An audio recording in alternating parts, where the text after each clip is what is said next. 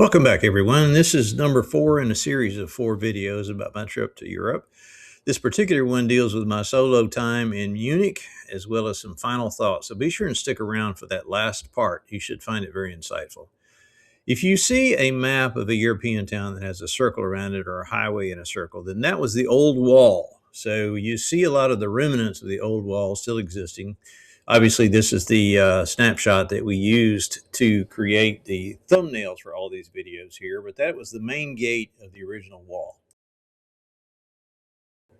And then as you travel around the city, you can see these towers. They would have been the corner towers of the wall. You can see them cropping up just in odd places, like a beautiful fountain, new construction, and then boom, here's this old tower there.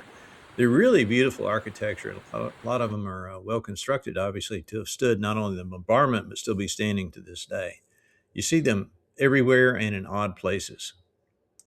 And everywhere you go in Munich, it's beautiful architecture. It just kind of crops up in the most odd places. Beautiful churches, life-size sculptures embedded into the wall of the churches. This is one we didn't actually go into, but it was really pretty architecture. In pretty much every district you go into, it has a beautiful church like this. And then you pan around, and it's an interesting dichotomy. And then you see all of this other architecture that was fairly modernistic in style, most of which was rebuilt after the bombing during the war.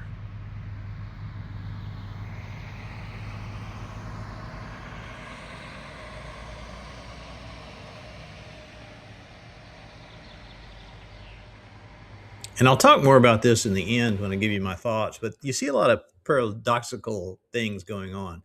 For example, here you see this statue of Mary in Marienplatz, a nun kneeling in front of it, saying her prayers. She's not praying to the statue, she's just praying in front of the statue.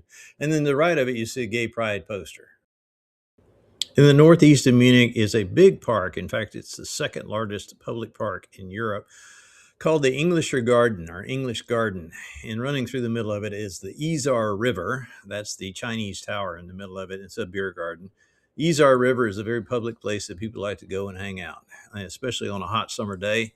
And while I was there, this is what it looked like. It was a very busy place. They like to jump in the river, float down, catch a bus back to the beginning of it, and then do it all over again. And they're just having a lot of fun all day long there. In the middle of Munich is the Victualian Markt. I can't really pronounce that, sorry. Found a tea shop there. My wife loves tea, so I bought her some specialty teas, and as you can see, they just had literally thousands of different teas there. And that's kind of what you see in a lot of the markets around Munich. You see all kinds of stuff in Munich, and in one of the plazas, I found this. Orlando de Lasso was a very famous composer, but for some reason, the Munich people or tourists visiting Munich have decided to turn it into a Michael Jackson tribute, which is really interesting and I think a bit of an abomination, really. Beautiful statue, though. And in this same plaza was a whole row of these statues. None of them had been defamed like this one had. Famous composers, famous leaders, preachers, teachers. And then there's this, the morning after. And this is classic German. Notice how clean everything around is, how they've cleaned up everything around them after the party the night before, but they just left them to sleep it off. The hotel I stayed in was Hotel Schlicker, which is right in on Tall Street, right in downtown Munich. And this is what it looked like at the end of the war. So it's been in the same family since the mid-1800s, and it's been rebuilt in its same style. It's a very nice hotel. I recommend it. European hotel room. Here we are. Obviously, I've already taken off my shoes. And that was the hallway you saw at the beginning.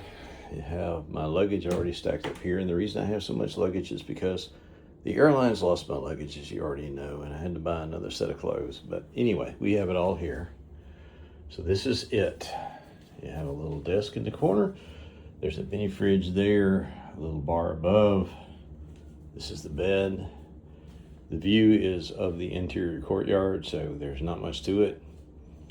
And then you have the washroom. And this is the washroom. That's all there is to it.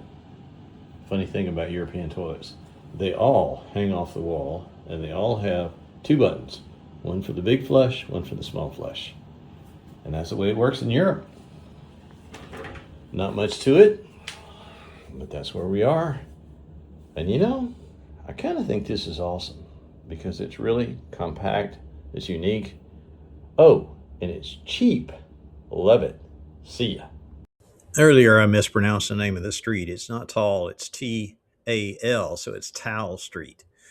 Now, I want to share some thoughts with you, kind of pull all this together. So, I want to jump in and show you that I'm a real face instead of just a voice behind the curtain, and share some ideas, share some thoughts about what this trip meant to me. Again, this is not really scripted, but I did make some notes here. So, if my eyes deviate, forgive me. First off, the question I keep getting asked is, did you ever get your bag back? Well, yes, I did. As I said, I got it at 11:15, and I had to go from Terminal 2A to Terminal 2F at Charles de Gaulle Airport, which is literally almost a mile, with 2 bags in 15 minutes. But I made the bus. So, yes, I got my bag. The total cost of that misunderstanding was $721 in clothes I had to buy, products I had to buy, lost tour fees. I filed a claim as soon as I got home, and we're now 3 weeks after the fact. And I still have had zero response from Air Canada, other than your claim is being reviewed. So, have a hard time recommending Air Canada at this point, just an FYI. There is no phone number on the site, and I compare that to Southwest. Just this weekend, I had to reschedule a flight, and I could not do it on the app, and I could not do it online. And there was a phone number, and I picked up the phone, and I had the friendliest lady out of Atlanta, and she helped me. And in 10 minutes, I had it all solved. If Air Canada had that, they might have more business. I'm just saying. And by the way, I also said earlier in one of the other videos that I had scheduled it through Expedia, and that was incorrect. I actually scheduled it through Orbitz. And Orbitz is now dunning me for $68 for something which they cannot explain, but they keep saying that I owe them $68. And I'm telling Orbitz to go pound sand. Okay, Munich. Probably Germany as a whole has a real paradoxical feel. You have these old churches, beautiful architecture, wonderful cobblestone streets. It's marvelous. And then you come up on something that is really just weird. I don't know how to explain it. It's just weird. We were at the tail end of one of the big of June, so it was the brouhaha for Gay Pride Month, and it really kind of, for me, put a sour note on the beautiful churches that I was trying to visit there. And anyway, all that aside, it's just a really paradoxical city. If you like drinking and then going to church right away, I think you're going to be fine going there. Ranked in the friendliest from friendliest to least friendly, I would say Germany is the most friendly. I really like Germany. Luxembourg would definitely be the next most friendly. They are very much like German. Belgium probably right after that, and then France would be way down here at the bottom. Didn't really care much for my time in France, and I'll just leave it at that. I'm sure there are other areas of France that are magnificent, but the areas that I visited unquestionably was soured by my experience at the airport. But that's how I feel, so I'm sharing it here. Belgium, they are not French, they are not German, they speak both, but they are fiercely independent, and they will remind you right darn now that they are not French. So I thought that was kind of interesting. Why did I make this trip? Deeply personal reasons. I went for the history aspect of it, as well as the cultural exposure. As I said earlier, it was the first time I've ever been to Europe, so I wanted to experience the culture, and I got to see a broad spectrum of culture. So that was very interesting. More than anything, the history, I think, is critically important for us as my generation to begin to absorb it and not just push it down and forget about it and not worry about it anymore. You know, the sentiment, those who don't learn history are doomed to repeat it. It was originally penned by philosopher George Santayana in his 1905 book, The Life of Reason.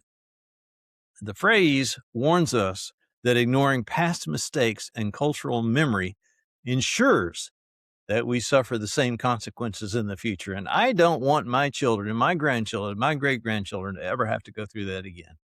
You're going to see coming up in just a second the actual cost of the war in terms of lives lost. It was appalling.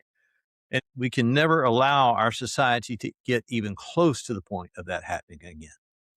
But I warn you, a lot of the stuff that you hear in the politicos now is not anything close to what happened then or what happened shortly before World War II.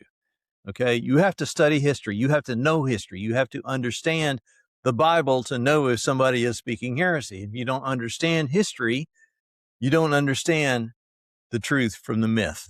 And that's critically important. So it's not pretty, but can in fact be rather ugly, very ugly, in fact. But it's critically important to remember and teach our children what happened. That is a must and a measure by which we're going to be compared in the future if we let this die. We've got to look at all of it with very unbiased eyes to prevent being caught in the same death loop again. That's my point, okay? And in the end, I have to say this trip provided me with a profound look at the devastating cost of war and the triumph of peace. And my prayer is that we will treasure the peace and always avoid the war.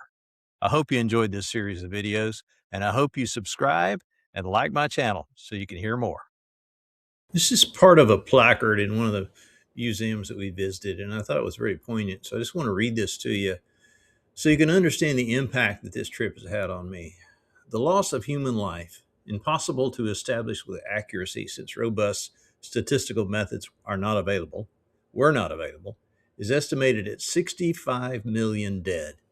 About 45 million of those were civilians, killed in battle, bombing campaigns, concentration and extermination camps, or from starvation and other deprivations.